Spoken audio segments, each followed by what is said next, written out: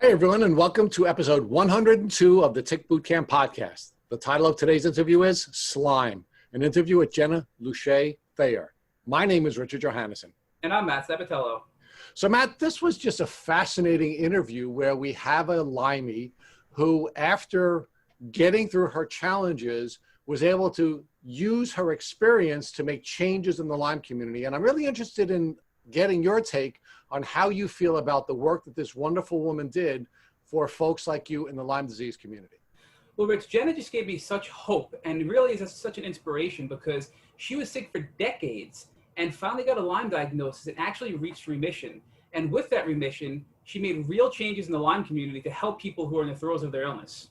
So, Matt, the reason she made the changes that she has made for folks like you is that one of the biggest challenges that doctors had who wanted to properly diagnose people who were suffering from various symptoms of Lyme disease is that there was no code for the various symptoms, and Jenna made real change there. Correct. She's actually responsible for the congenital Lyme code, for the central nervous system Lyme code, among many others, which are these debilitating symptoms from Lyme disease. So, Matt, without further ado, Jenna Luché-Thayer and Slyme. Hey, Jenna, and welcome to the podcast. Thank you, Rich. Thank you for inviting me. Thank you, Matt. Thank you for inviting me. We're blessed to have you, and we know our listeners are going to be really excited and are excited to hear all the cool things you're going to share with them. So, Jenna, tell us where you're from. That's a good question. I was actually born in Vietnam. My father and mother were serving there through the International Voluntary Services, which was started under the Marshall Plan to rebuild Europe, and then went into Southeast Asia. So I was born in Vietnam right before the war, and we were there at the early part of the war. And then I lived in Thailand, and then West Africa, Burkina Faso, and Tanzania. And I also went to school in Europe. So I really didn't spend too much time in the States until I was an adult. Okay. I'm an American citizen. So that's a really cool background. So tell us about your educational background. Well, I went to, as a child, I went to a mix of private schools, and I also had some like homeschooling, and I also went to some public schools because we were going between different environments in different countries and cultures. And I did my undergraduate degrees at two different universities, Arizona and James Madison, and I did my graduate degree at a school up in Vermont, which is now called World Learning, Inc., which is based on the global citizens and united worldview on trying to see all of us as living on one planet. A very interesting place to go, very based on experiential learning principles, where everything you learn in theory has to be put into practice in order to graduate. So that's my academic credentials. I got a master's degree there in international development administration, which was I did my focus on human rights and access to basic services. So when you graduated from your various educational institutions, what did you do for work? Well, actually, I went to work prior to going to graduate school, and I was working while I was in college and before college. My first career was a professional ballerina. And then I worked various jobs while I was in school to supplement my school costs, meet my school costs. I got some grant money as well. I had an artist in residence fund when I was in graduate school because I used my arts background to help get that while I was working on basically political science and human rights. And I did Peace Corps prior to going back to graduate school. When I graduated from college, I'd already suffered a number of physical injuries, which I didn't know was related to Lyme disease. And my career in dance was cut short because of that. I couldn't really maintain the physical duress of that career. So as I was trying to figure out what to do, I had always thought that being a Peace Corps volunteer could be a very worthwhile activity. and maybe that would lead me to some next steps in my life. And that's what I did. I went and served for 2.5 years in North Africa as a Peace Corps volunteer. So Jenna, let's give our audience a context for your life and Lyme. When were you diagnosed with Lyme disease? At what age? I was diagnosed at the age of 52. And now that you have the opportunity to look back at your life and look back at the challenges that you've had, the medical challenges that you've had in your life, when do you believe that you were exposed to Lyme? Well, at the age of 16, I developed a Bell's palsy and severe fatigue and severe joint pain and swollen joints. My knees, my ankles, even my elbows were oddly swollen. And for 3 months, I was in this state of severe fatigue and swollen joints and a Bell's palsy, which for a 16-year-old girl was, you know, oh no, my life is over. You know, I saw this side of my right side of my face was drooping. But then I think because I was young and relatively robust health as an athlete and good health habits and everything, those symptoms resolved. They got much better, although I still had periods of time where I would just kind of crash. So that was kind of the beginning of my Lyme journey. So Jenna, where were you living at that time, at the age of 16? I was living in Switzerland, and I was dancing with the Grand Théâtre de Genève, which is the Swiss ballet company. So you believe that you were bitten by a tick when you were living in Switzerland? You know, I'm not sure, because I was also in West Africa, where relapsing fever borreliosis is rampant. But Switzerland has very high rates of Lyme disease, and I had the classic Lyme symptoms with the Bell's palsy. So I believe that's where I was contracted it there. And we thought nothing of lying in the grass on a beautiful spring day and looking up at the sky, you know. Which of course begs the question, you were not afraid to engage in what we now know to be very risky behavior. So tell us what you knew about ticks and tick diseases during the course of your childhood. It's really interesting. Because I grew up in Asia and Africa, we were very aware of mosquito-borne illness. And we did a lot to prevent getting infected by mosquito-borne illness. And one of the things I learned in general about vector-borne, insect-borne illness is that you can protect yourself, but inevitably you will probably contract a vector-borne illness because mosquitoes are small and they are everywhere. I never was told or thought to think that ticks were carriers of disease. So you knew nothing about, were you aware of the existence of ticks, or were you just not aware that they were vectors of disease? That a mosquito bite could be very dangerous, but a tick bite was nothing to worry about. And we were a very active family. We were camping. We were always outside doing things. We always did tick checks, but we never did them with the fear of having disease. It was just take a tick off, you know, that's all. Check for ticks, take them off, pull them off, right? So you recall having tick bites, you know. So Jenna, you do recall having been bitten by ticks and having multiple times. We lived in agricultural areas. We always had a semi-farm ourselves, and we're surrounded by farming communities. Had livestock that we took care of, animal companions, multiple tick bites.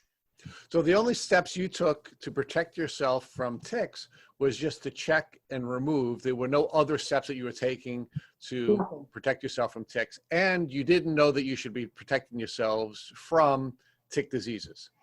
No, I didn't know anything really about tick-borne diseases until the early 80s.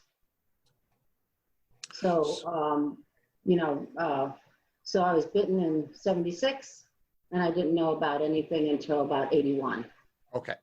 So let's talk about your experience. No, I'm not sorry, not 81. Even later, late 80s. Yeah. Okay. So let's talk about the experience you had when you were 16. So you had this experience when you were 16 where you had various symptoms which you just described. Did you visit a doctor to be treated for the symptoms that you developed when you were 16. Yes. I went to a doctor and I was told that my physical activities were too much for a young woman and that I should cut back on my physical activities. So the doctor diagnosed you with being too active, not with any form of a tick disease or any other type of illness. Yeah. And I remember asking the doctor, I said, well, how come my friends can do these things without any problem? And what was the doctor's response? No response. So now talk with us about how your symptoms affected your life moving forward. You're 16, you're an athlete, you're working towards what sounds to be a professional career as a dancer. How did your symptoms from your tick disease impact your life moving forward? Well, I started sustaining a lot of injuries in my dance career. I just very easily tore ligaments and tendons. I would collapse with fatigue. I was always having some kind of injury one after the other. And yes, it's a very, very demanding sport, or whatever, exercise, ballet in particular. It's kind of not very natural to the body. But my other peer group, because we were still in our teens, they were not suffering at that point these kinds of injuries. So I remember just getting very frustrated and thinking that maybe I had to do something else. I started moving away from ballet and moving into more performance art, multimedia kinds of things, just kind of because I was feeling frustrated by my body not being able to keep up with the demands of ballet. And then by the time I remember I went to university and I had to schedule my classes so that I could sleep in the middle of the day. So I would take my classes in the morning, then I'd have a break in the middle of the day and sleep, and then I would go back to classes in the afternoon into the evening. So that's how I could maintain a regular college schedule and my other demands. And then by the time I was, I think the end of my 18th year or beginning of my 19th year, 19th year, when I was 19, I started to develop a lot of very severe light sensitivity. And my friends were making fun of me because I was wearing sunglasses inside, not just outside, inside. And you weren't just wearing glasses because you wanted to be cool. Yeah. I was getting a lot of ribbing about, oh yeah, Jenna, you're so cool. I was like, yeah, I had to wear sunglasses inside because I had such light sensitivity. And I remember going to the doctor and they said, it's because you have blue eyes. You're sensitive to light because you have blue eyes. I was like, oh, And I was thinking, I had lived in Africa and Asia, and yeah, we always, knew that, the sun was strong and blue eyes, fair skin, you're more sensitive to the sun in general. But I was like, I never remembered having to wear sunglasses inside. So I had developed a lot of, and I started having a lot of just, I would call these just crashes where I would just run out of energy. I'd be going along and then suddenly just have no energy. And I remember thinking to myself how I had to start to organize my time like I did my class schedule to build in breaks every day in order to meet all of my responsibilities and demands, which I did. And I was a young person, but I was a very responsible young person in many ways. So Jenna, let's review some of this story so that we can now have a larger context. So the first thing you identify as an athlete was that you were having a very different experience physically or medically from all of the other athletes that you were training with. You went to see a doctor and the doctor said, oh, you're just pushing yourself too hard. Right. You now go to university and you now see, again, you're having a very different experience than your peers. You're scheduling your classes so that you can take naps during the day and no one else is doing that. And you're wearing sunglasses inside because you have light sensitivity, and that causes you to now go to see a doctor again, and the doctor again does not diagnose you with anything other than having blue eyes and fair skin. Correct.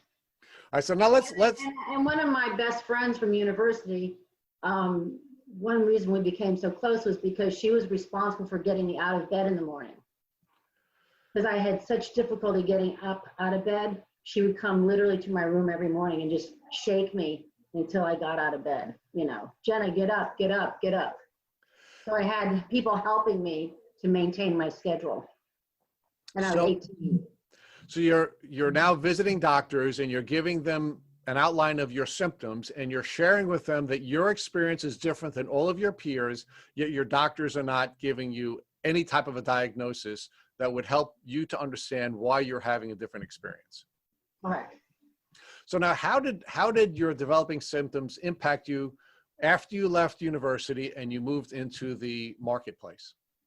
Well, so I had a strange medical thing happen to me, which is part of the story. And I ended up having my skull fractured, and I was leaking cerebral spinal fluid out of my nose for 8 months.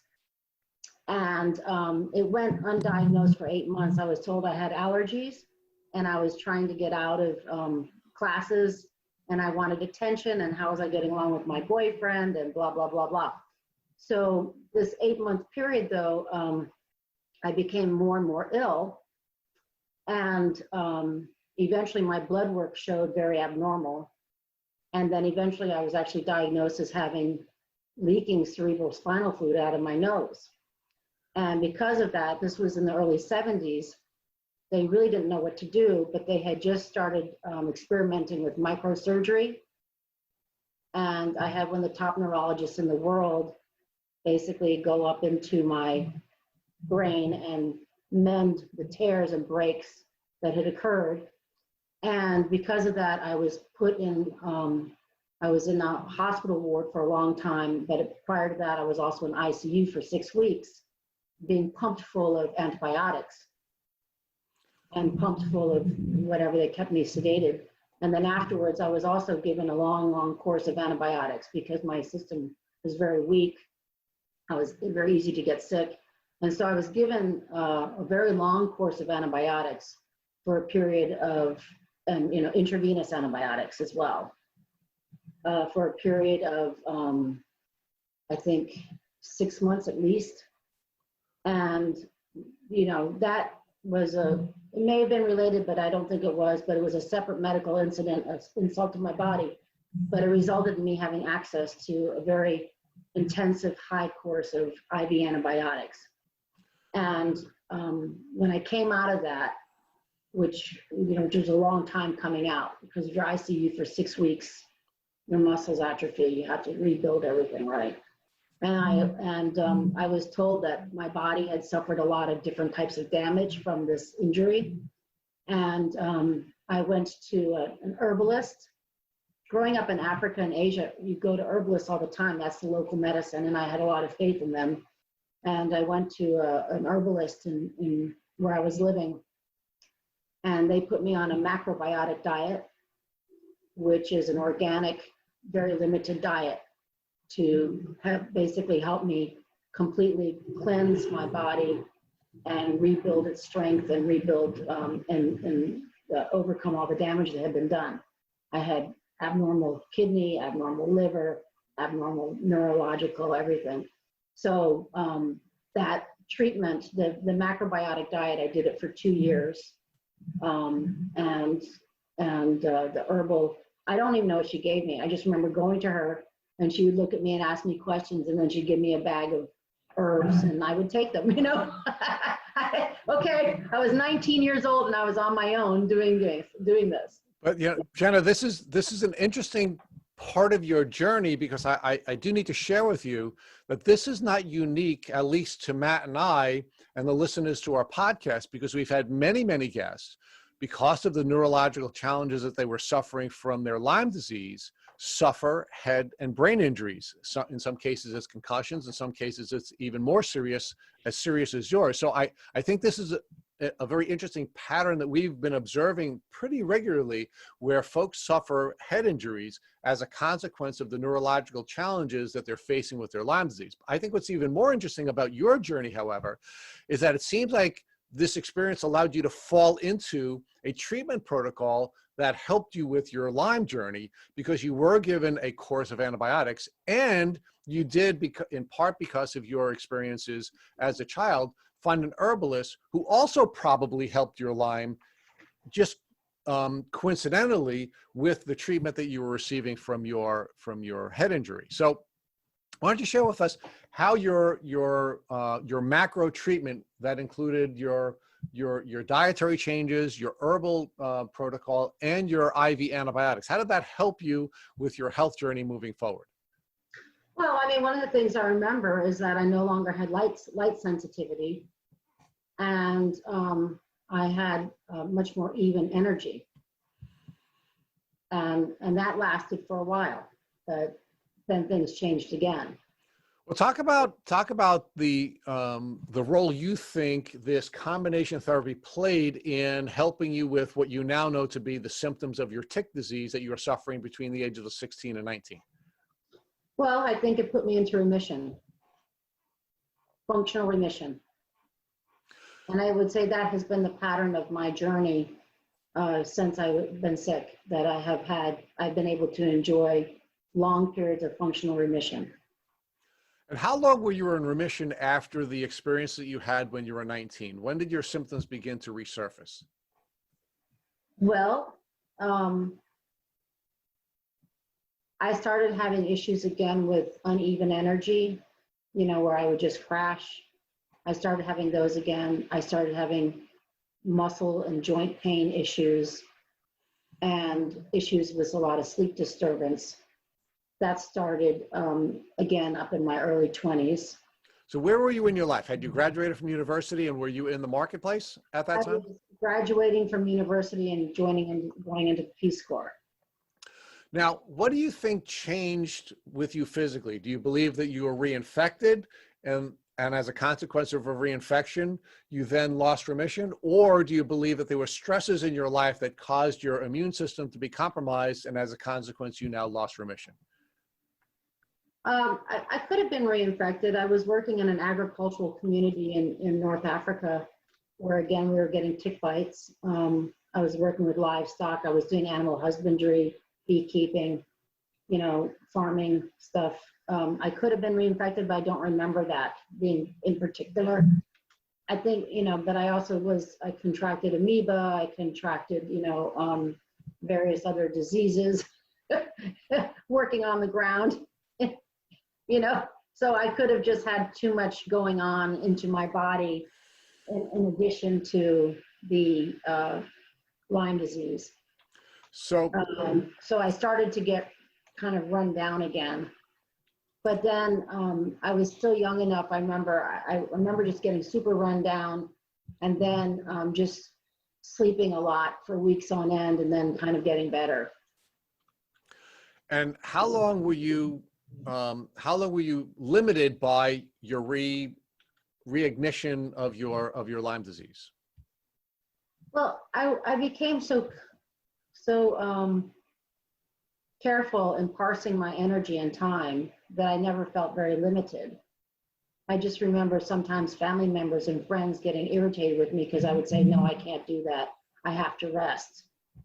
So you were one of the early spoonies where you were recognizing that you had limited energy, and you knew how and when to use your energy, and you altered your life so that you could function with the limitations that you had. Correct.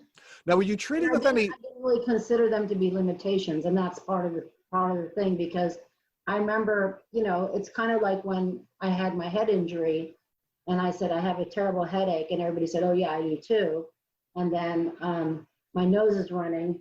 Oh well, you have allergies. So kind of like the messaging always, like whatever I was feeling or experiencing was much less than what I was actually feeling or experiencing. So that was the feedback loop I was always getting from people. Including the medical profession. So, to give you another example, I had a lot of back pain, and then, finally, everybody said, oh, everybody has back pain. And then finally I got it. Finally, they agreed to do x-rays, and they found that I had, broken parts of my back. I'm laughing, but because, it's like, no, you know what I mean? I actually do back pain. You know, the little, you know, you have the spinal cord has little hooks on it to hold it in place. And I had broken off the hooks between my L4 and L5. That's why I had. But Jen, I think this is an important cautionary tale for those who think they may have Lyme, that if you're feeling sick and people are telling you it's normal, you know better than anybody that it's not normal. So you need to listen to yourself and move forward with that belief that, hey, this is not a normal nose, you know, runny nose. This is something else, right? Yeah, and I think, you know, I mean, as horrific as that experience was with my head injury, I have to tell you, it really served me very well going forward in terms of dealing with the medical community. And why is that? Why did that set you up for having a better relationship with the medical community? Because I knew that unless I would basically go into a doctor's office, and if they were not listening to me, I'd get another doctor. Because I mean, how is it possible that somebody a young person who's in good health goes in and complains again and again and again about something, and nobody's listening to them? But your experience, possible, huh? But Jenna, your experiences with doctors really didn't improve, even though you were willing to ignore the bad advice. No, it's not that it's just that it made me much more assertive in terms of dealing with the medical establishment. I'm not saying that doctors suddenly improved. I'm just saying that if I went to make an appointment, before I even made an appointment with a doctor, I would ask a series of questions to the office to find out what kind of doctor they were. And if they failed to meet my expectations, I would find another doctor. In other words, there was no way I was going to waste any time with a doctor who did not listen to me when I explained what was going on with me. So I became far more assertive in terms of my my demands on the medical field. And Jenna, you started doing this at a time when you were around 20 years old, but you didn't get diagnosed until you were 52. So what do you think was the reason that it took so long to get diagnosed, even though you were being so aggressive with your doctors to pursue a proper diagnosis? Well, first of all, I didn't really, I wasn't really in particular looking for a diagnosis because I had so many different symptoms going on. So I was open in terms of what could this be. And what started to happen was, you know, I was being told all kinds of responses, which I knew were completely ridiculous. For example, my fatigue got to be so bad that I had to put a cot in my office. And I was traveling internationally 70% of the time, so I had a reason to be tired. And I was going into third world countries. It wasn't like I was flying to Paris, you know. I was flying to Guinea-Conakry and then going out into the bush and then coming back. So I was putting a lot of stress on my body. But at the same time, I was the youngest senior technical advisor at the UN in that UN agency.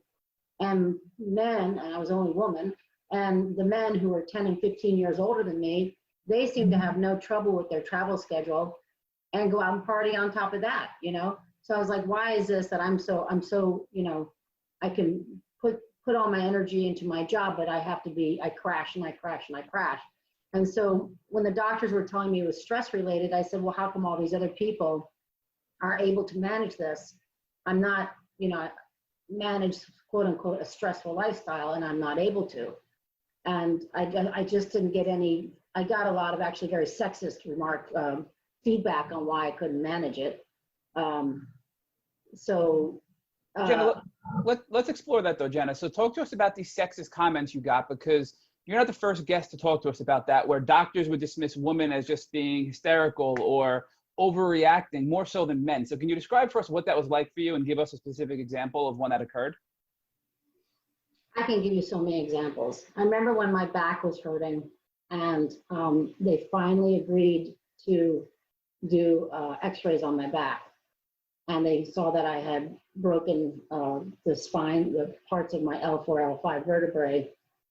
And the doctor said, you might never be able to have children. And I said, I'm not here about babies. No, I'm here because I'm having problems walking. You know, kind of like looking at me as a reproductive body as opposed to a person, you know, with my own agency, you know. Like that would be my biggest issue, is having a baby, you know. I was like, I'd like to be able to move without pain, you know. Let's talk about babies at some other time. And it was in my early 20s. So that I remember that. And then prior to that, when I had the head injury and I kept going into the doctors and saying my head is hurting, hurting, hurting. You know, I have all this liquid coming out of my fluid coming out of my nose. What could it be? And they had said, you know, I wanted attention. They would refer me with a note, I think, saying, you know, just don't do anything. Like, you know, just, I mean, it's like I had a regular Friday night date with a doctor, you know, and they would never do anything. The reason I got the diagnosis for my head injury was because I walked in without an appointment to an ear, nose, and throat doctor. And I said, it's coming out of my nose, so maybe he'll figure it out. And they wouldn't see me without a referral. And I threw a hissy fit in the reception. And so they said, okay, we'll see you. They brought me in and I showed him, I filled a Dixie cup with fluid and I handed it to him and he got all excited. And he goes, oh, that's CSF. That's CSF. So he immediately diagnosed it because he had not been told not to pay attention to me, right? So it was just basically the breakthrough of getting somebody to listen to what I had said. But I had gotten so much feedback about, oh, you just want attention. Oh, are you getting along with your boyfriend? Oh, blah, blah, blah, blah, blah. And it was very demeaning because I was very independent. You know, I was very self-sufficient even as a young person, you know, and kind of being told I couldn't handle things and, you know, and I was resorting to, what 18-year-old wants to spend Friday night at a doctor's office, you know? You know, it didn't make any sense. So, and then I remember when, you know, even when I was younger and I was 16 and I was told that, you know, I was just doing too much exercise. And I was like, that doesn't make any sense either. And then they were like, well, you know, young women have to take care of themselves kind of thing. And I was like, what? You know, women have babies. Do you know how difficult that is? You know? So I just remember just feedback loop after feedback loop of being told. And then I was always being told, I remember from the age of 16 forward, many of the doctors I went to see to find out what was going on, they always began the sentence with women your age. So whether I was an adolescent, you know, in puberty, or a young woman in full reproductive, you know, fertility, or going through perimenopause, it was always a woman your age. That explained whatever it was I was going through. And I would always be, as soon as they said a woman your age, I was like, I'm out of here. Yeah. Jen, I think you just sort of answered the other question too. Why it took so long for you to get a diagnosis? You were being aggressive, but because you were young and you were a female, doctors weren't giving you the time of day and they were telling you that there was nothing wrong, or they were telling you that, you know, it's just the stress of everyday life. And you kept pushing, but doctors wouldn't even give you a chance until you finally walked into a doctor who didn't know any of your background and then diagnosed you with within minutes diagnosed you based on examining the fluid coming out of your nose. So I don't think that to examine. Can you imagine walking around leaking CSF out of your face for 8 months? Absolutely not. I had a mama jama headache. So walk us through more. So now we're sort of at to the point where you're almost 30, but yet you're still going to go another 22 years before getting a diagnosis. And you mentioned that you sort of had some, you know, good times and bad times, and you get into remission and you get worse. So walk us through what other symptoms you had and what that 22-year period was like leading up to your diagnosis. Well, what happened, I would say, like in my 30s, I started having, like I said, I had to really compensate for my energy lags where I would just crash. And so as I did in college, where I would take a nap in the middle of the day, I couldn't do that, you know, because I was working. I couldn't just go home to my dorm room or my shared house and nap. So I had a cot in my room and in my office. I had chocolate covered coffee beans, and I would set an alarm clock so I would just pass out literally for like 30 minutes or 20 minutes. And then I'd pop some chocolate covered coffee beans and then get up and go into the next thing. But I was also traveling a lot. And so when I went to the doctor and I explained that I had a 70% travel schedule, they just said, well, you're jet lagged. And I said, but I talked to other people about jet lag and they're not having what I have. And I felt basically like my head was full of cotton candy. and that my hearing, my eyesight, everything would get kind of muffled from time to time. Almost like I was like trying to work, you know, like neurologically, like muffling around me. And I just remember I had to be, sometimes I'd have to reread certain things. I'm a speed reader, but sometimes I'd have to go back and reread it a couple times. And then I speak multiple languages, and I started losing words. And at first I thought I was just losing my Arabic because I wasn't using it as frequently as my French and my English. But then I realized I was losing words in all of my languages. I was doing a lot of word searching. And I remember compensating for that as well, you know, knowing, and I just thought that I was in a period of extreme, and I was working 52 weekends a year. I mean, I was working 36 weekends a year out of 52 weeks. I mean, I was working a very high energy, very demanding job, far more than 80 hours a week, easy. You know, I was a senior technical advisor to the United Nations and covering 40 countries, you know. So I know that I was really pushing it, but at the same time, I could not understand why I couldn't keep up with my guy colleagues, because I was the only woman, and they were older than me, and they used to party, you know what I mean? It's like, they seem to be able to take it all on, and I'm like, I'm struggling here. Anyway, and I remember negotiating with my boss because I was actually not supposed to travel that much as part of my, you know, scope of work. But because I was the only woman, they put me out there a lot to show that they were, you know, they had a woman on board, right? So, and then he said, oh, and we want you to go out, and he would say also, well, Jenna, you're single. I'm like, yeah, I'm always going to be single if I'm never anywhere, you know. I said, I can't even have a house plant. You know, this is ridiculous. I said, you know, I want to please cut back my travel schedule so it's more manageable, and I, you know, have something, you know, going on. I can get a house plant. Anyway, he was a great guy, but he, you know, he wanted me out there a lot because I was the first woman who was to be a senior technical advisor. And so I just, I was struggling more and more to keep up with my work. And then he ended up leaving, and the new person who came in, who was the acting executive secretary for the agency, was not somebody I admired. And so it was one thing to kind of try to meet his expectations, and it was another thing to try to meet the expectations of this other person. So I basically said, if you don't reduce my travel schedule as per my scope of work, I'm resigning, because I just couldn't do it like that. So that's what I ended up doing. I ended up resigning. So Jenna, walk us through, when you resigned, were you still in a position where you were physically able to work and travel, but you just were fed up? Or was this a result of just your health continuing to decline and you knew you couldn't do it anymore?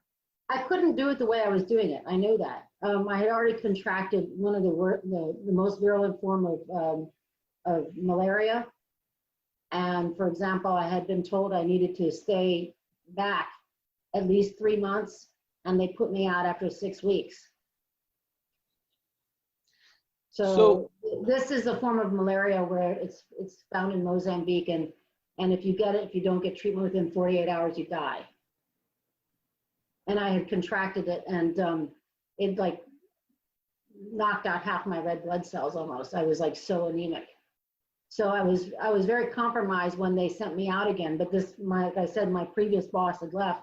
My new boss wouldn't, you know, acting guy wasn't honoring anything like that. And I just got so fed up that they would, you know, put me out, basically demand I go out there, even though the doctors had said I should stay in for at least 3 months and build up my, you know, my blood cells and overall strength. That I just said, this is ridiculous. Here I am working on human rights, and my human rights are being violated. I'm being excluded. So Jenna, walk us through now what happened from the time you resigned from this position up until the point you got diagnosed when you were 52 years old.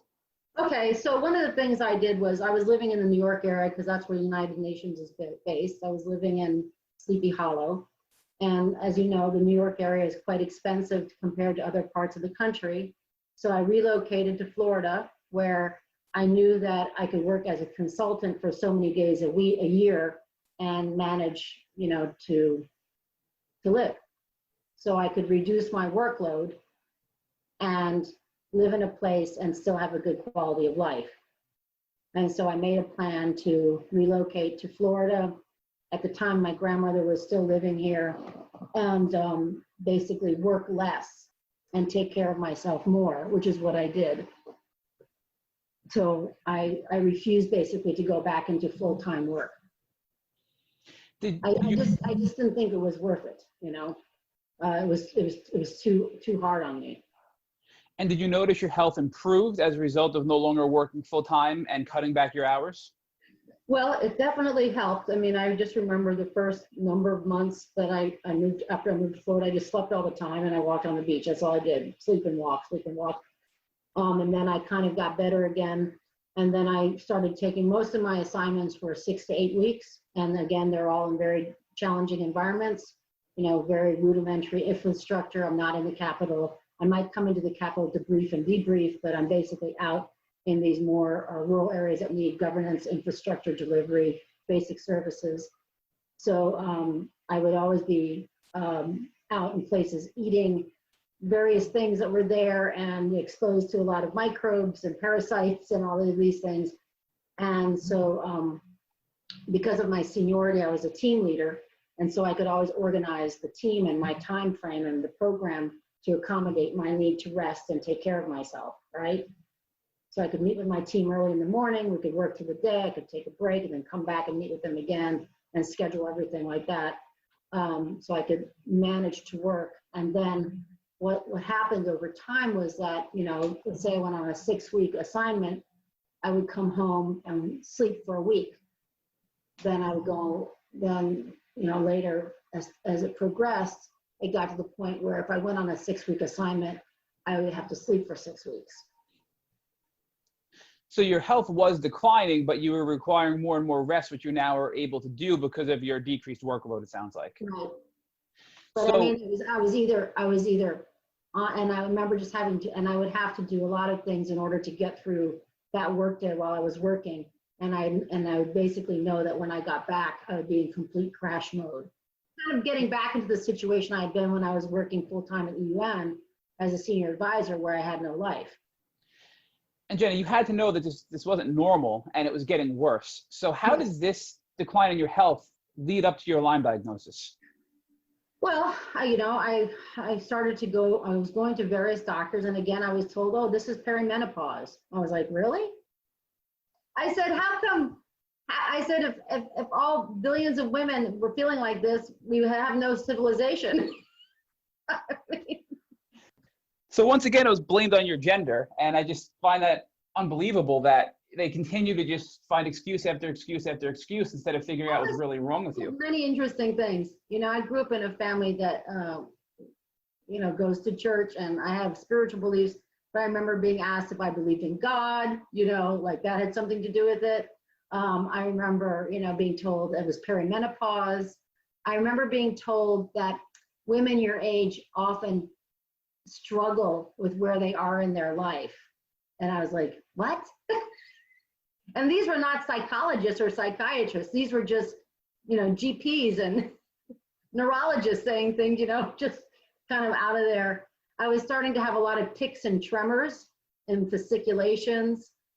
I was starting to have a lot of blurry vision that would come and go. I started developing gastric issues. My hair started falling out.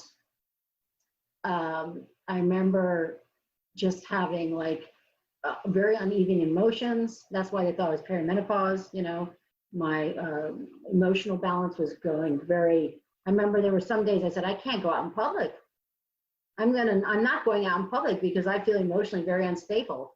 I'm not even gonna go. I would remember like going to a grocery store to buy something, and the person in front of me would be talking to their friend saying, my dog died, and I would burst into tears uncontrollably. But it wasn't hormonal. I mean, this was my brain was severely inflamed at this time.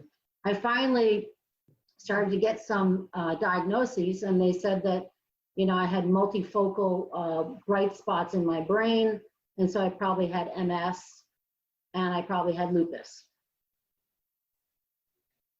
And did you, at the time, accept these misdiagnoses? What was your position when you were seeing all these doctors? I mean, clearly you probably didn't believe any of these, it's premenopausal, but did you believe the MS diagnosis or anything like that? Well, and I also got diagnosed with 4 different autoimmune diseases.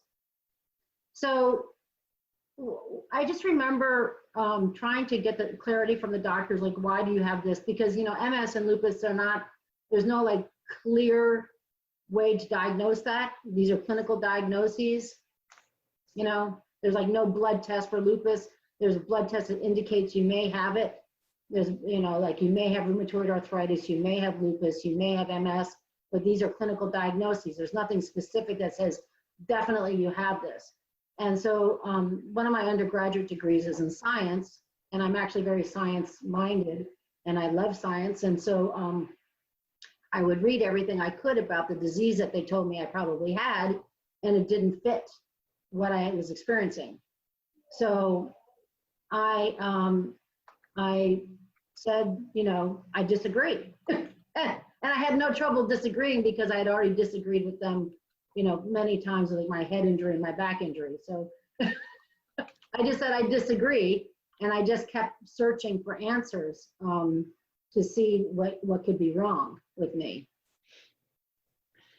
So very eager to know how, after all of these misdiagnoses and all of this horrible doctor-patient experiences you had to go through, how did you finally think about Lyme disease, and how did that fit into the picture? Well, it's very interesting. So in the 80s, I was in Vermont in graduate school, and I knew about Lyme disease then. I've known about Lyme disease since the 80s, but I knew it as I knew it, the CDC description of it, that you have a bullseye rash. And I knew people who had Lyme disease, and I knew some people who were very sick with it. And I remember, because I was an avid hiker and everything, and up in the Green Mountains all the time, and swimming in the rivers, and going through tall grasses to swim into the rivers and everything like that. And I remember thinking to myself, I'm so lucky I've never gotten Lyme disease because I've never had a bullseye rash.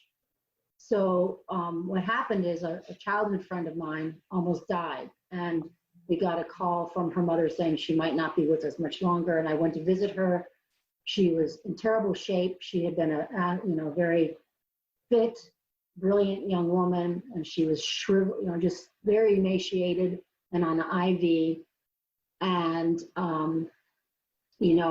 she explaining to me what was going on, and then she said it might be related to Lyme disease. And I just remember thinking about that, and then we weren't living in the same state or anything, but we were in touch on and off. And then as things got worse with me, and my husband's health was also declining. And as I mentioned, he's from Old Lyme, Connecticut. He was bitten by ticks and contracted it probably at the age of 17. And it was so interesting. We got married, and within a year of our marriage, we both just started going way down. It's like, it's your fault. No, it's your fault. Anyway. Just want to ask a question about that. So your husband grew up in Lyme, Connecticut. Yeah. He was bit probably around 17. Lyme, Connecticut is where Lyme was basically found and discovered, right? And yet neither he nor you thought about Lyme disease for, over 30 years until you got a diagnosis, right? Well, because I thought you had to have a bullseye rash. That was the misinformation that I believed.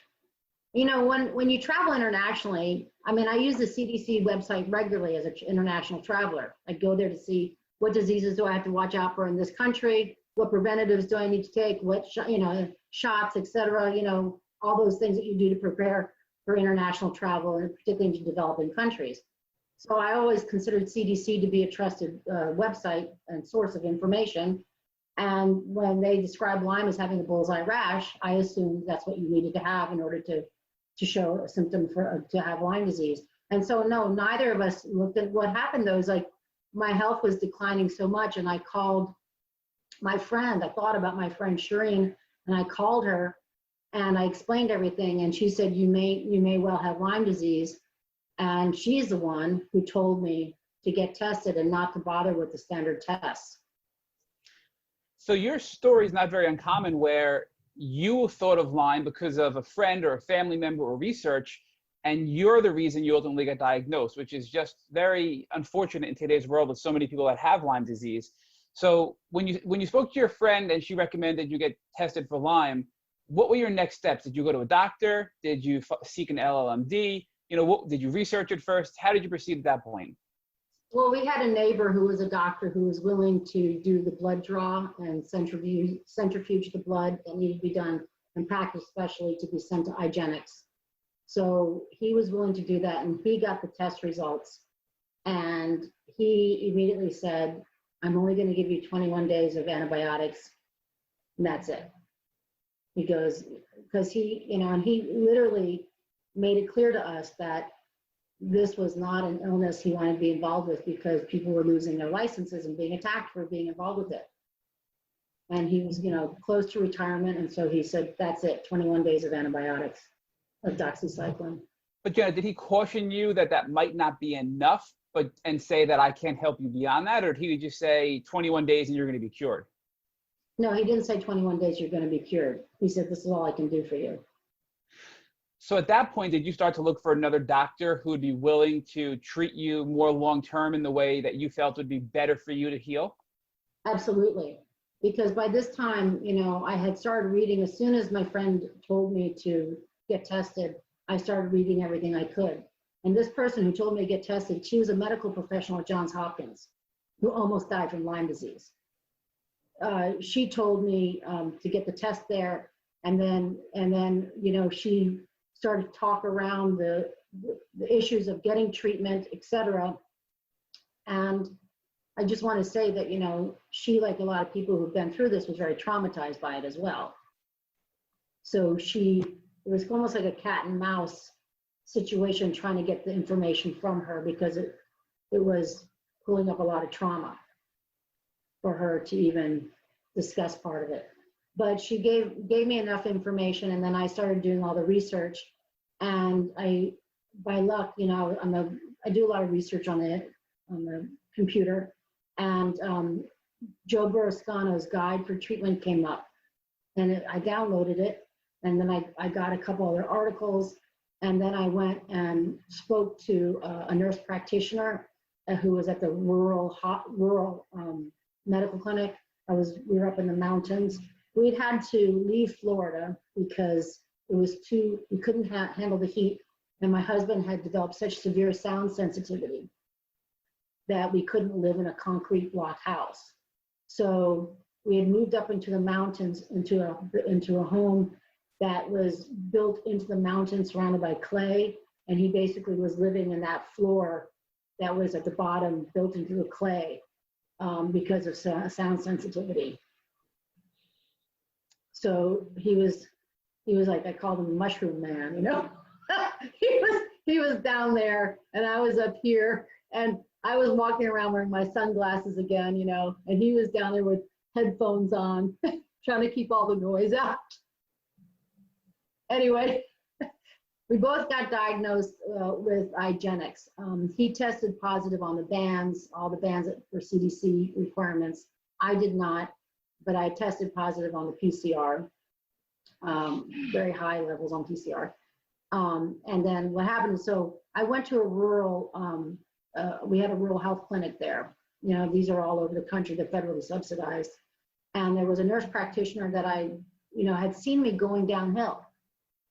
You know, she witnessed me going downhill, and she was the one who, you know, put me in touch with people who said I probably had multiple sclerosis. No, not multiple, lupus. That was the lupus diagnosis. And believe it or not, there's a lot of lupus around there. Farming community, agriculture, you know, hunting, you know.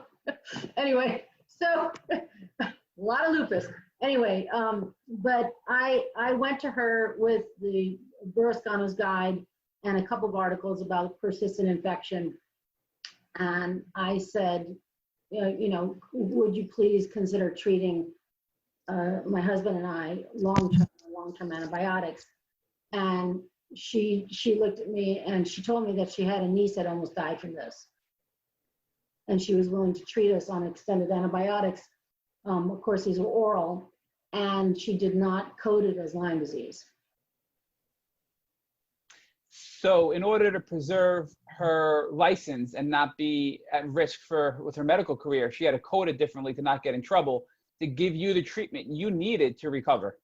That's correct. And it sounds like you did some research on the Buhner protocol as well. So in addition to the oral antibiotics, I believe that you were on doxycycline, is that correct? Yeah, I mean, I knew that oral doxycycline from everything I read would not be enough to knock this back. So did you then? We both had it for such a long time. I knew that we needed more to do this, you know. So I was hoping, and I'm very sensitive to antibiotics anyway, and I couldn't tolerate additional antibiotics really at that time at all. So I added the Buhner protocol to my therapy. My husband did not. I encouraged him to, but he did not. And I was just going to say at this time, my health was much worse than his was, but I got much better than he did. So Jenna, do you believe you got better because you did the Buhner herbal protocol in addition to the antibiotics and your husband did not? I think I got better for a couple reasons. One, I fully accepted the fact that I had Lyme disease. My husband was fighting that diagnosis for a long time. He did not want to believe it. So I embraced every measure possible to regain my health. And in the beginning of taking the antibiotics and the herbal protocol, did you see immediate relief, or did you feel better before you got, did you feel worse before you got better and experienced a Herxheimer reaction? Well, that's very interesting. I never knew what a Herxheimer reaction was until I did disulfiram later. But at the time, was I herxing? I don't know, because I was so sick. I was so sick. That makes complete sense. But you know, I mean, if somebody said, you know, are you herxing? And they would describe symptoms, I'm like, well, I have that all the time, you know.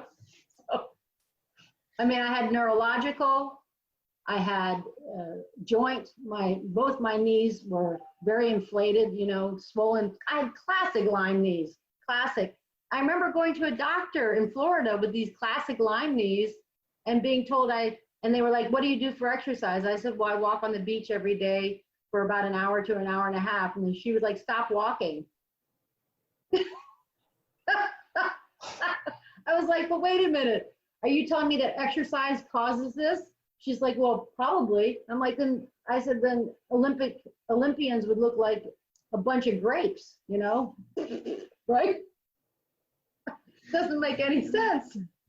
So Jenna, just to recap this though, you, after 6 months of taking doxycycline and Buhner's herbal protocol, your health improved significantly, but you didn't reach long-term remission, right? So about 6 years later, you mentioned you then did disulfiram, is that correct? Well, so I did the Buhner protocol and the doxycycline together for 6 months. I continued the Buhner protocol for an additional 2.5 years. Maybe even longer. Yeah, longer. I did the Buhner protocol, I think, for much longer, yeah. For about 5 years, I think. But I would kind of, if I started to feel symptomatic, I would put it onto a therapeutic dose. And then if I was kind of asymptomatic, or less symptomatic, you know, functional, then I would go down to a maintenance dose. So I kind of went up and down with that. And meanwhile, my husband's health severely declined. And he was looking at, you know, going on disability. And that's why we ended up doing the disulfiram treatment. I was kind of desperate to find something that might work for him. And you did this together. So because your husband's health was so bad. I am firmly of the belief that if you've had it for decades untreated and undiagnosed, it's pretty much entrenched in your body. And that, you know, I go into remission, but I haven't necessarily eradicated it. Disulfiram is a very, very commonly discussed topic today. So can you walk us through what it was like when you first started taking the disulfiram, how long you were on it, and really ultimately did it work for you? Sure. So Ken Legner was the first person to publish his findings on disulfiram. And I am a friend of Ken Legner's. We met through the ad hoc committee that I established to change the ICD-11 codes. So he was one of the first people who came into that committee and helped to work with me on that project. And he was very excited about this treatment he was doing, and he shared some information with me. And so my husband and I were part of the first earliest group of patients to go on disulfiram. And I did a review of it, and I, found that fairly low risk, well-tolerated drug, around for 70 years, nothing to lose, right? In this case, particularly because my husband was to the point where he was, going into disability, level of functioning, unable to do anything. And it had been going on for a couple of years, which was, very hard to see him in that situation and he had been on multiple treatments of antibiotics. We both also had both had Bartonella and Babesia. He had a lot of problems with Babesia as well. Bartonella, you could still see stria coming up on and off on his body. So he wasn't really clearing things. Like I said, I was in functional remission, but I would have kind of ups and downs a bit, and where I would boost my protocol, be more careful with my health habits, or sleep. I would just rest. I'd have to rest at those times and then kind of regain. But anyway, so there was a doctor in California who was taking on early patients with disulfiram, and so we flew out there to be treated with disulfiram. Now we were, like I said, in the first very early group of people to take the treatment. And so now we know a lot more about this treatment protocol and the various combinations and how it can be used and how it can be used effectively. For example, some people are now on low doses over a long period of time.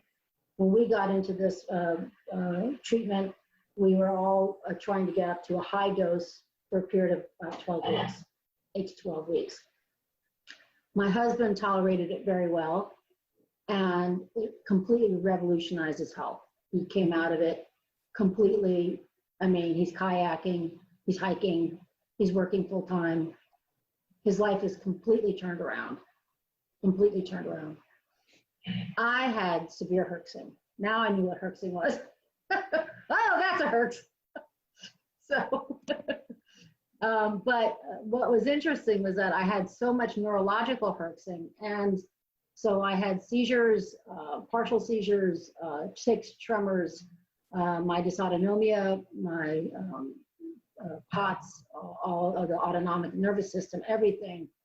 And I just remember feeling that as I was taking it, moving through my body. I mean, I could feel it, running through my tendons and ligaments. So, but the neurological stuff was really powerful and, not very pleasant. I ended up having a major seizure at one point.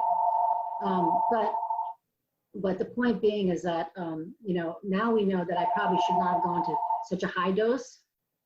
I probably should have been on a lower dose. At the same time, I still did come through it with improved health. And for me, it was so important that I did that treatment because I clearly had deep-seated infection in my neurological system. Clearly. I'd already shown to have a lot of lesions in my brain prior on an MRI, right? So I already had evidence of infection in my brain and central nervous system, but this disulfiram, I think, went very deep into that. It's a very small molecule, so it penetrates into the central, goes through the blood-brain barrier and gets into, working all that. So we both did, the treatment. If I ever felt, like I was going down again, I would do it again. I would just do it at a lower dose. My husband, like I said, has totally changed his life, totally changed his life.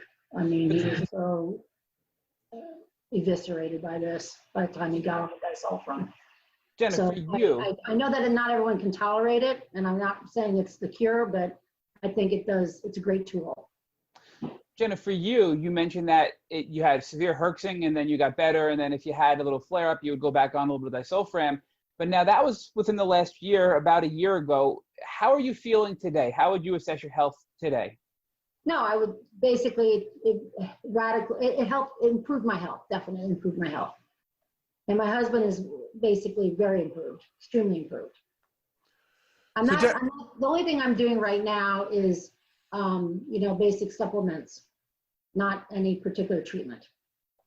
So Jenna, let's talk about how your Lyme journey has been transformative for you professionally, because you've become very well known for the changes you've been making in the Lyme community. And I'd like you to share with our listeners how you and your experience with Lyme disease has taken you through this transformational experience. Well, so here I am. By the time I left my position at the UN, I had already worked for almost 20 years in international human rights, basically providing services to the most marginalized people in the world.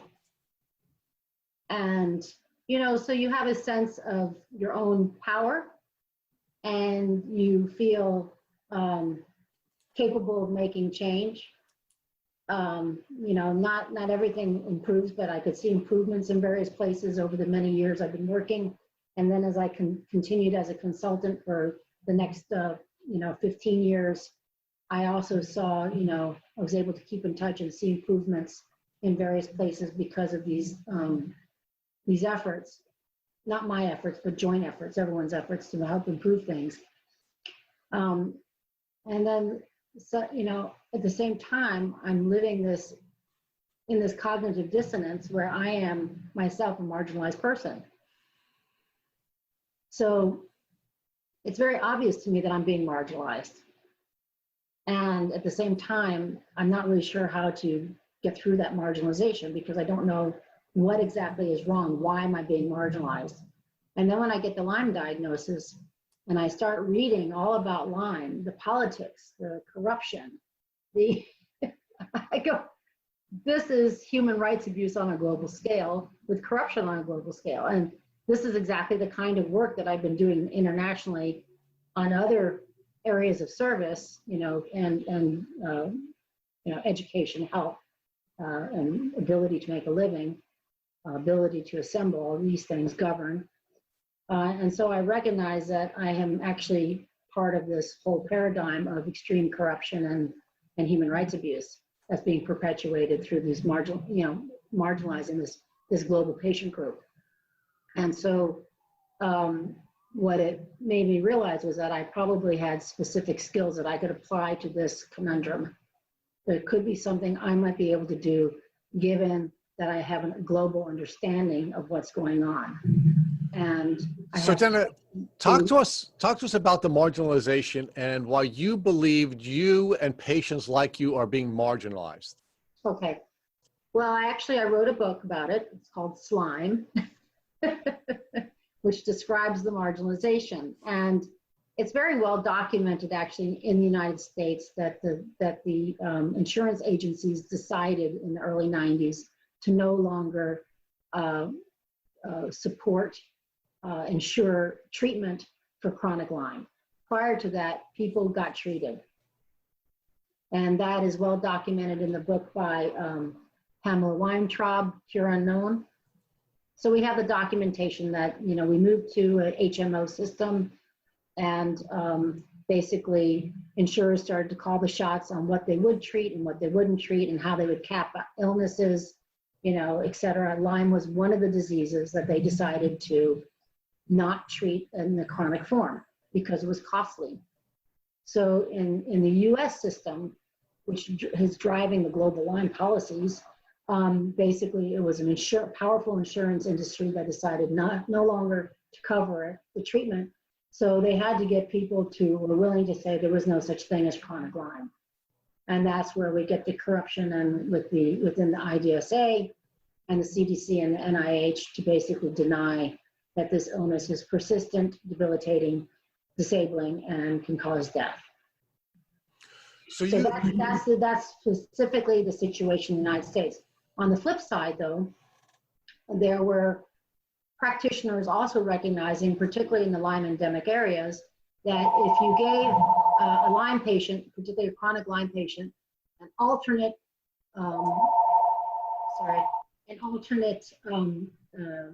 an alternative diagnosis, and particularly if it's a chronic diagnosis like lupus or multiple sclerosis or any number of autoimmune diseases or rheumatoid arthritis, then that patient could actually become a great profit center for pharmaceutical industries. Because now you have a patient who is typically put on highly expensive, patented drugs for the rest of their life.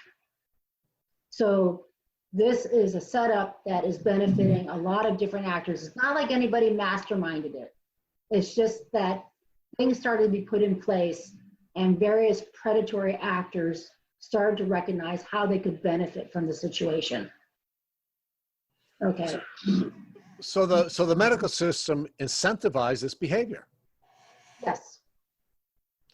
Oh, yeah. I mean, right now, I mean, you know, the Special Rapporteur for Health Human Rights, Danius Puras, put out a publication on the state of the global health system and said, basically, it is the most corrupt sector in the world. And you've seen this through your entire life. You were diagnosed with having danced for too many hours. You were diagnosed with having blue eyes, jet lag, working too many hours, premenopausal, not believing in God, and then ultimately MS and lupus because we have not being a woman. not being a woman. So you're a woman.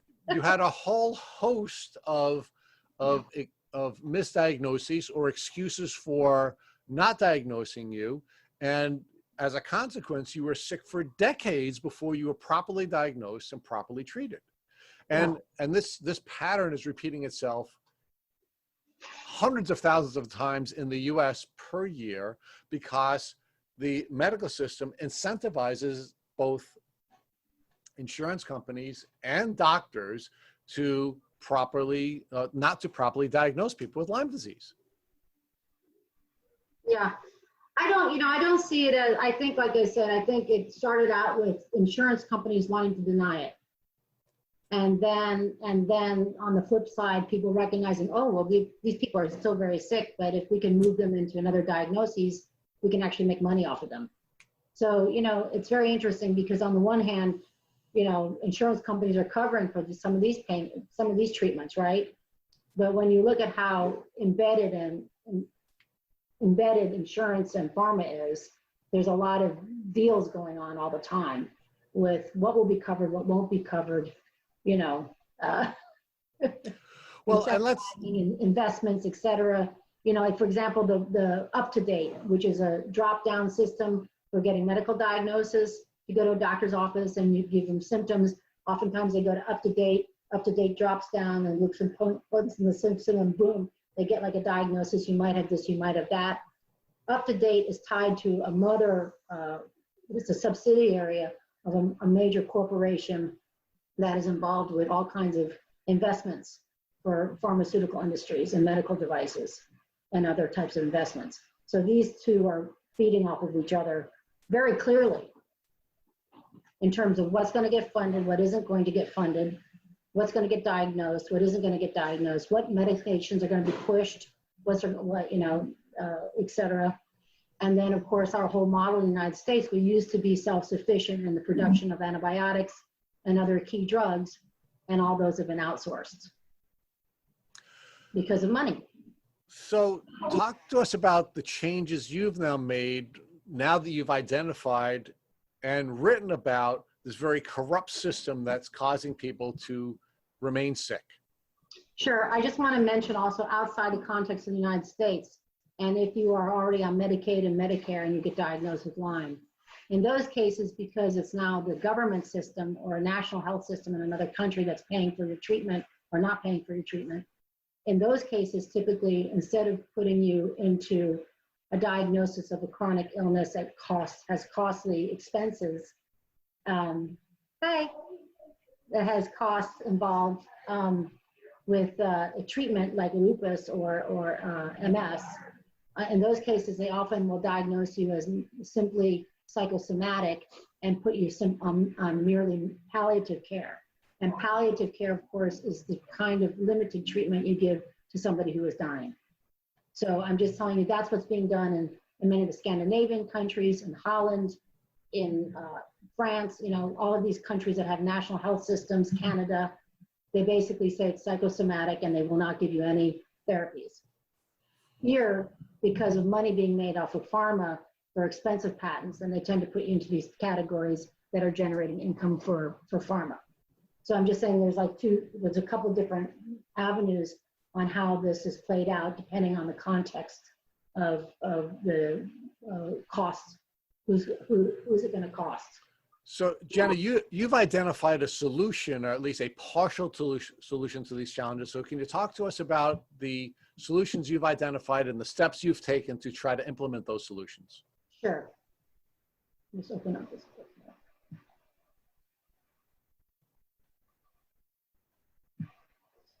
So, you know, because I worked for the United Nations, I'm very familiar with the UN agencies, and one of them, which is a very major agency, is the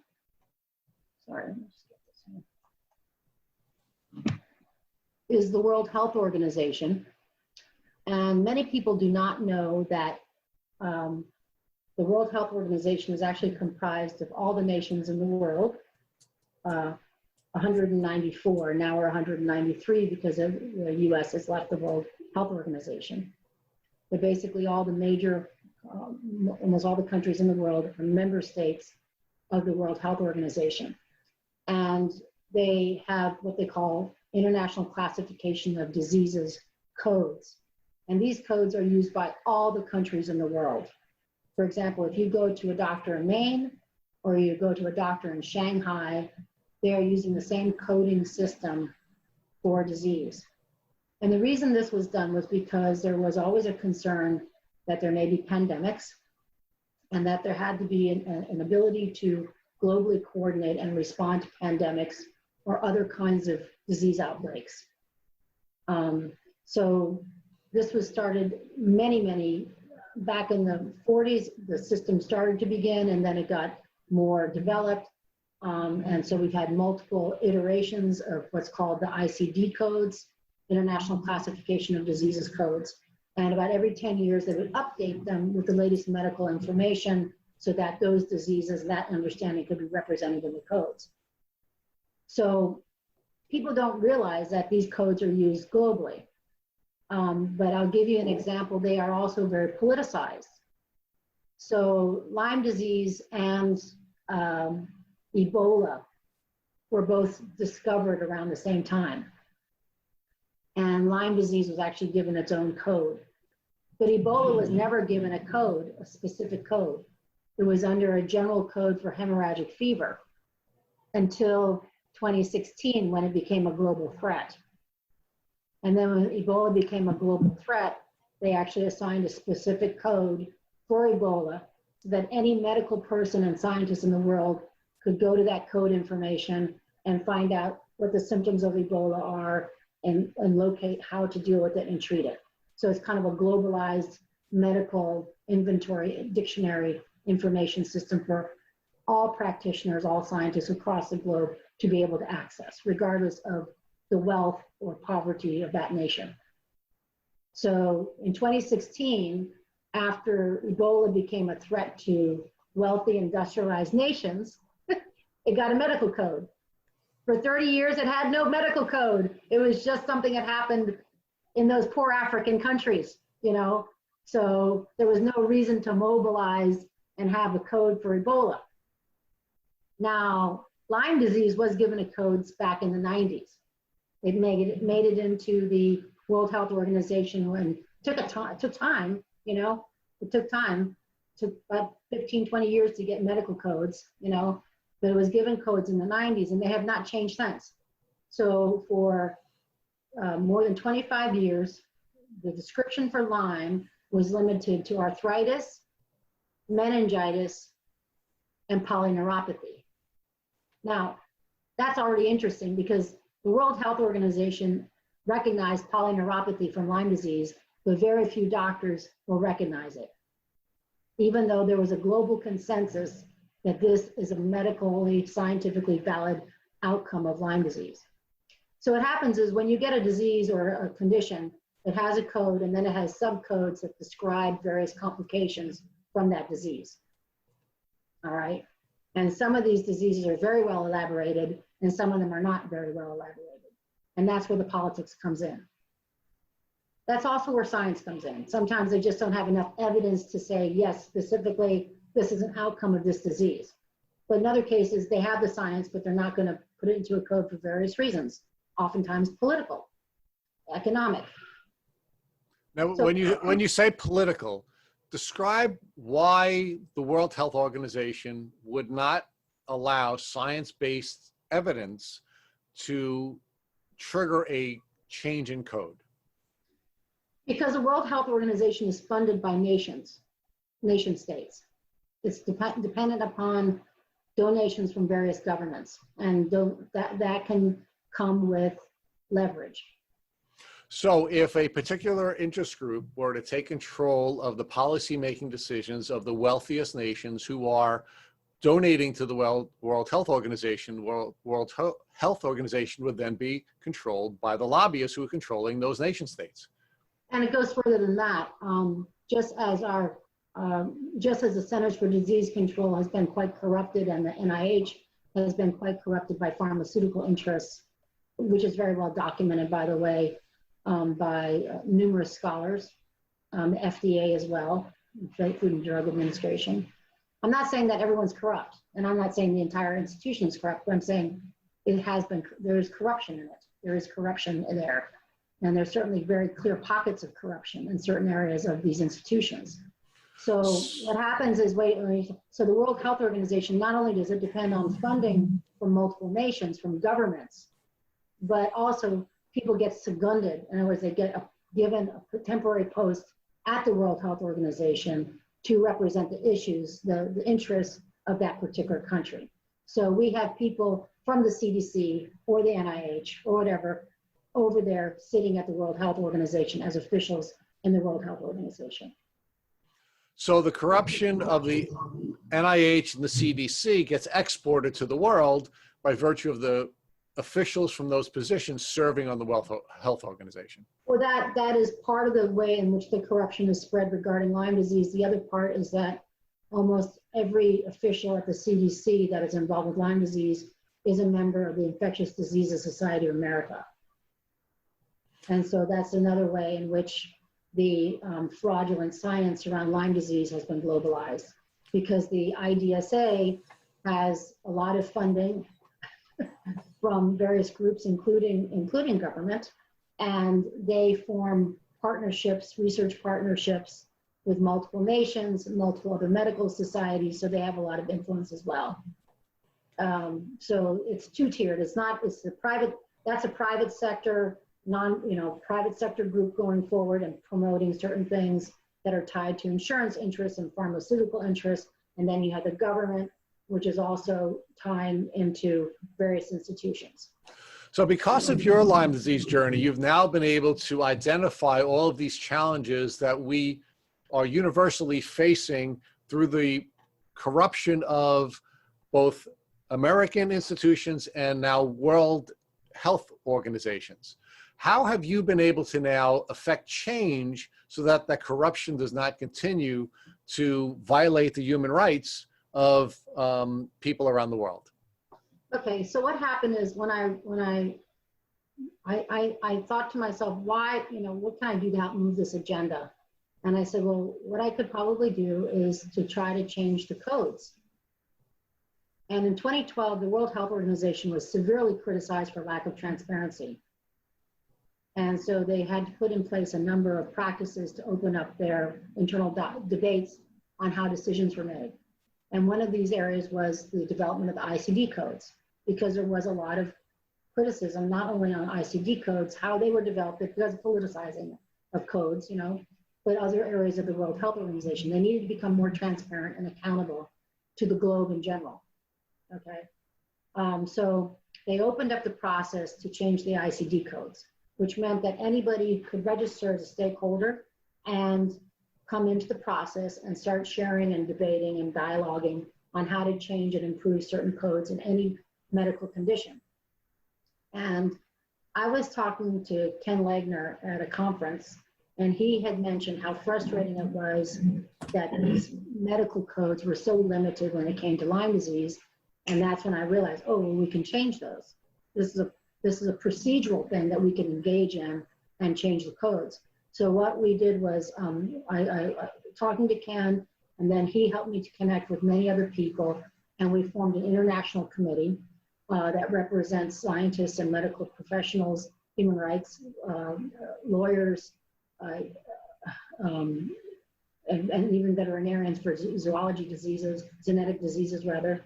And we have representation from Eastern Europe, Western Europe, Northern Europe, Canada, United States, South America, the Pacific Rim, and Africa.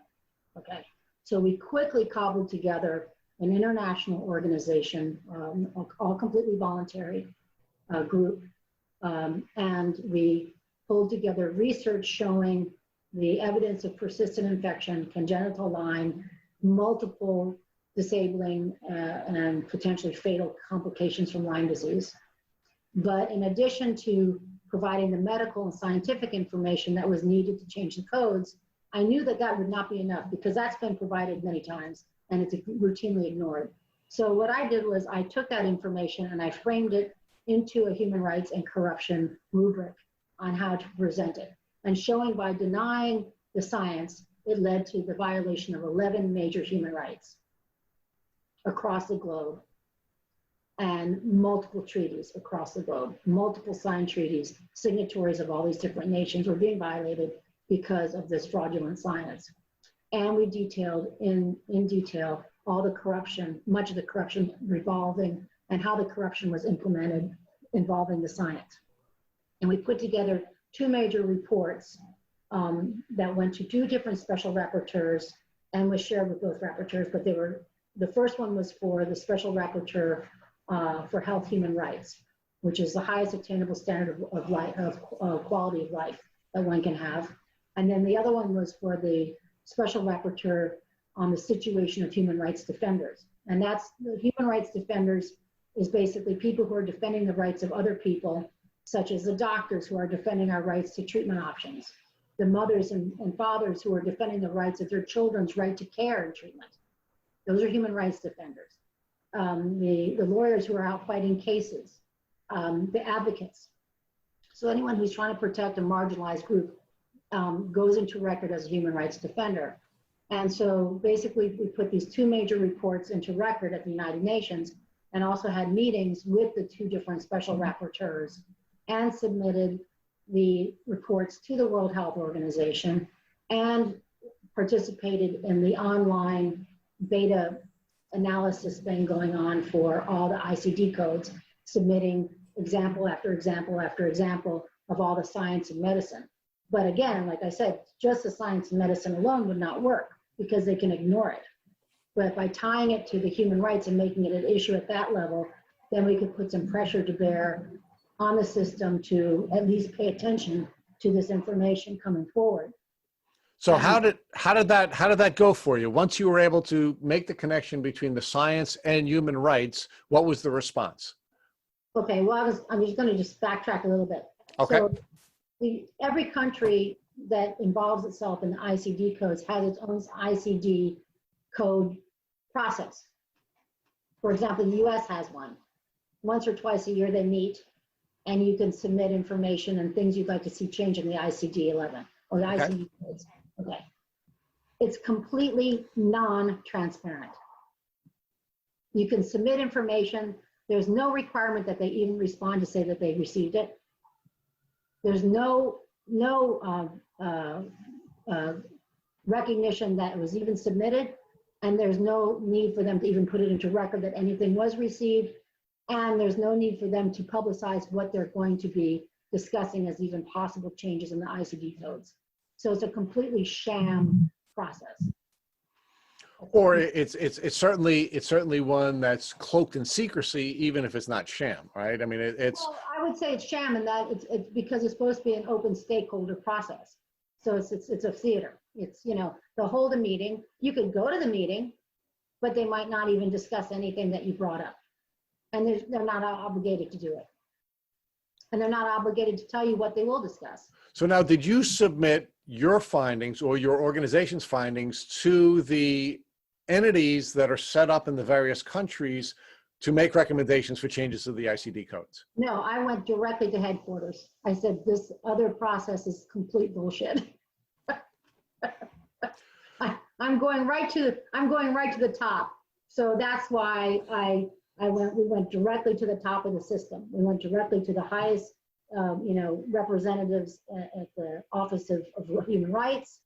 We went directly in communication with the director and the executive director of the World Health Organization.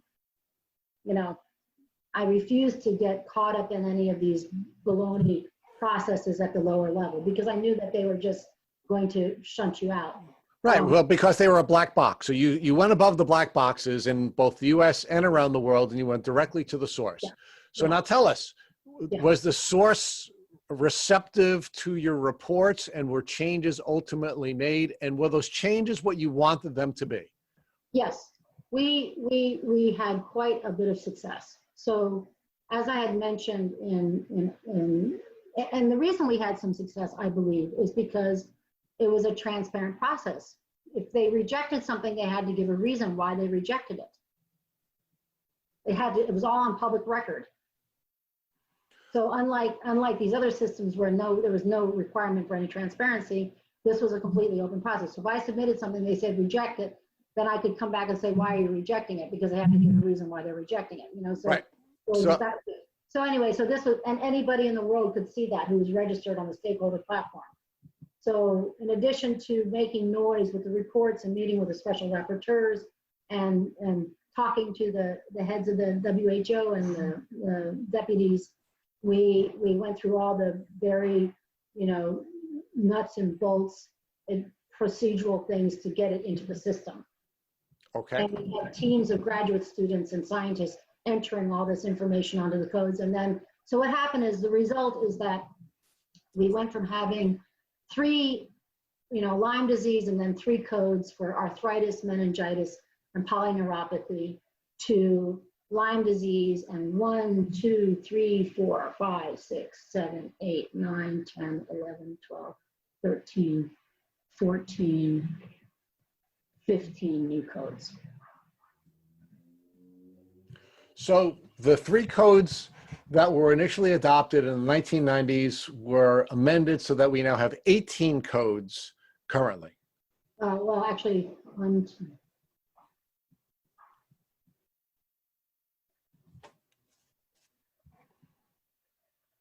well, besides Lyme disease, we had 16 codes, and now we have 15. Okay. Yeah. One was deleted later. Okay. So now share with us what you believe the net impact the changing in the coding has had on treatment options available to both physicians and to patients. It's a huge difference. First of all, it's validated the science of a number of potentially fatal complications from Lyme disease.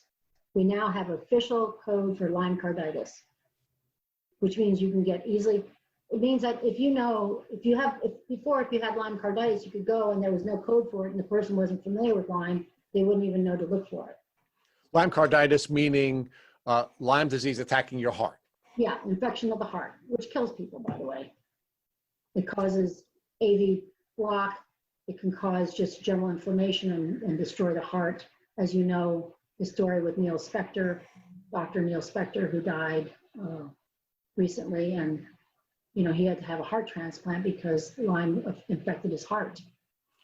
So Lyme carditis, which is potentially fatal, is now recognized. It has a specific code. So Jenna, let's stay with this now. Let's talk about what the practical import of having Lyme carditis with an ICD code. What would be different for me if I were diagnosed with Lyme carditis prior to the code change versus if I'm now diagnosed with Lyme carditis now that there is an ICD code for Lyme carditis? Prior to having this change in the codes, you would be given a general diagnosis of Lyme disease with no specificity.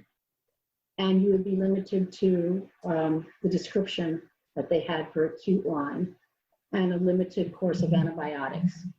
And there would be no record keeping of the multiple cases of Lyme carditis there are in the country.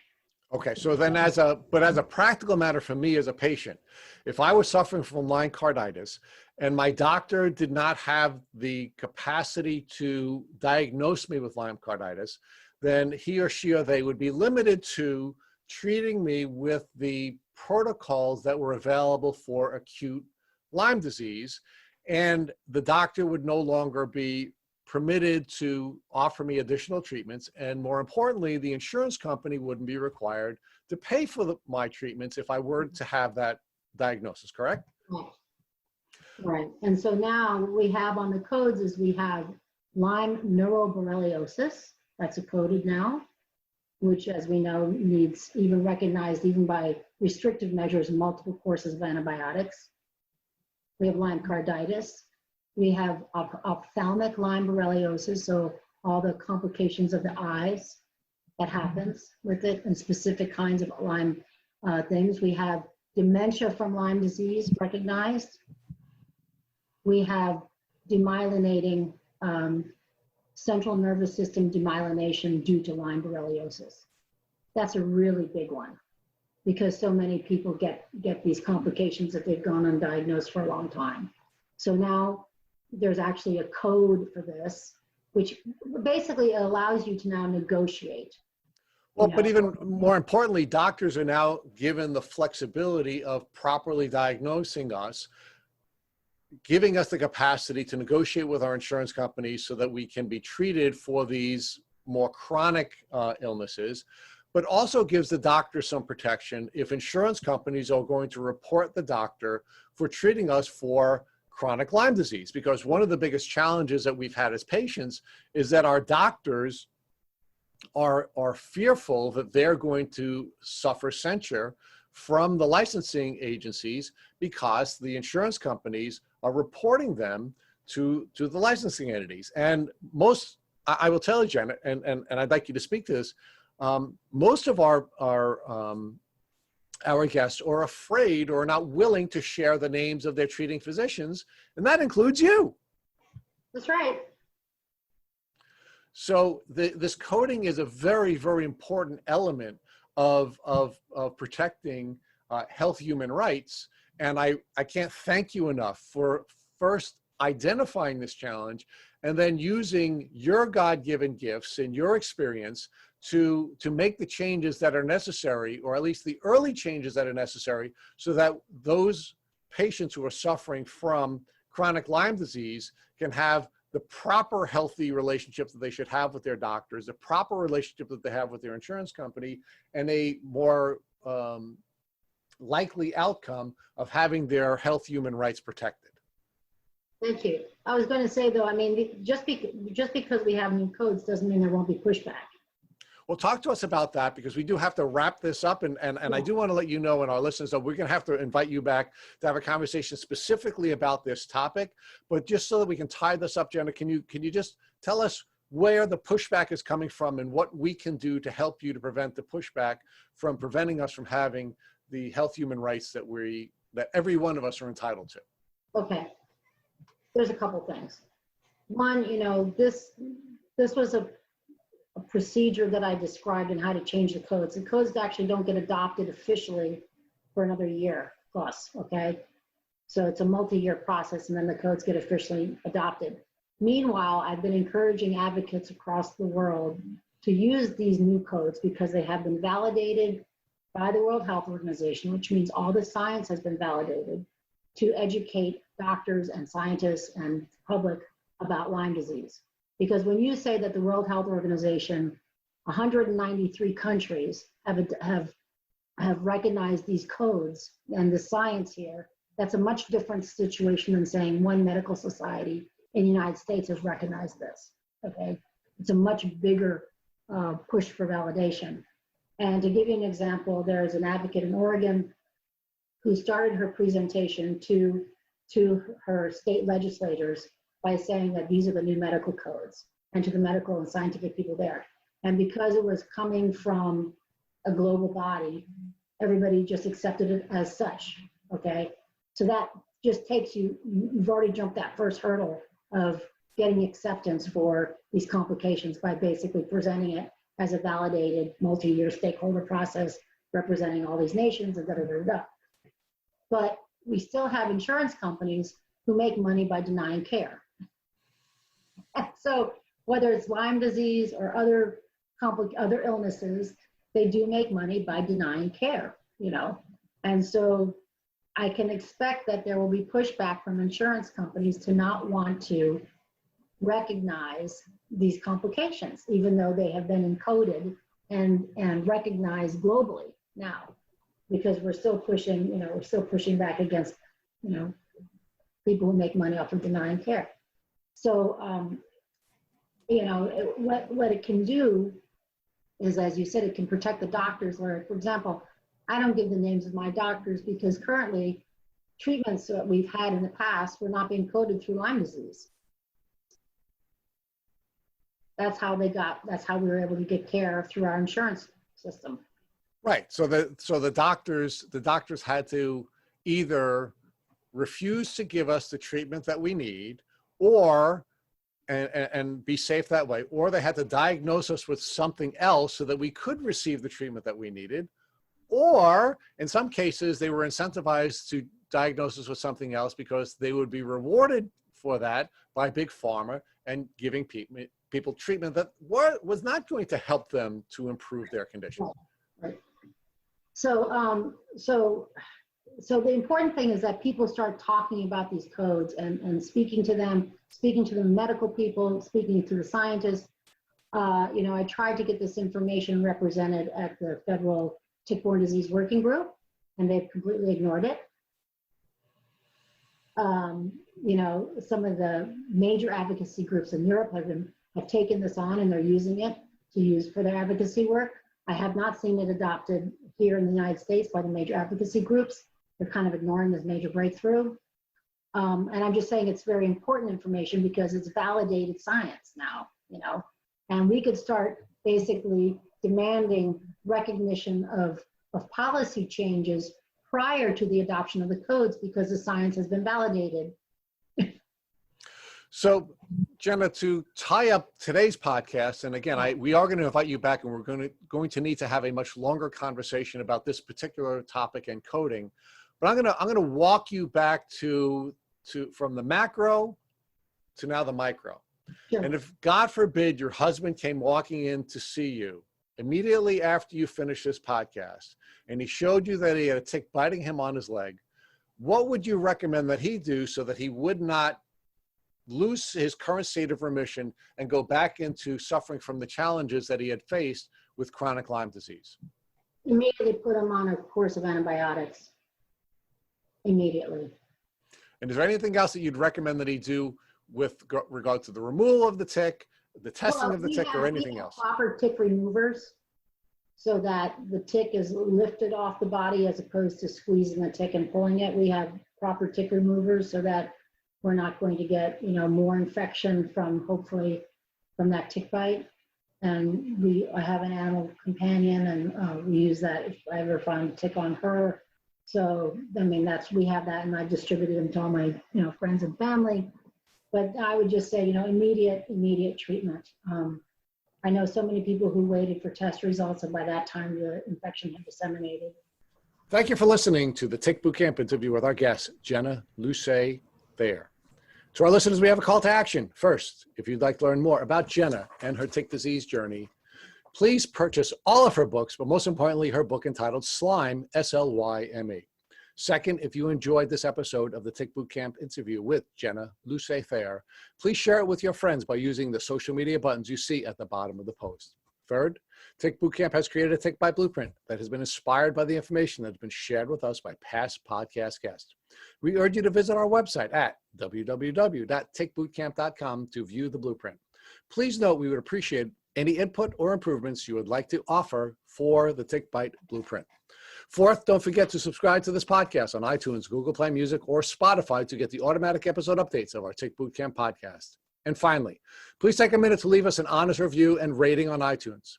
This is an effort that we would love to improve, and if you give us honest reviews, we'll make the changes that you'll want to hear. Thank you for listening.